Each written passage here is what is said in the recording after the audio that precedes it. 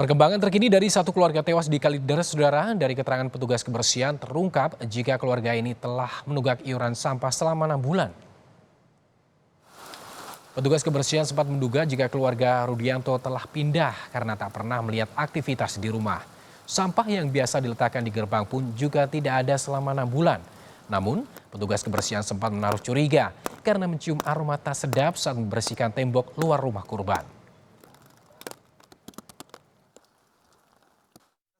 Nggak ada.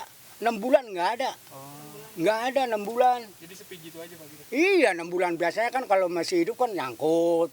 Dari dia kan punya utang 60.000. Oh berarti selama ini si pihak rumah itu belum pernah bayar uang kebersihan selama 6 bulan? Iya.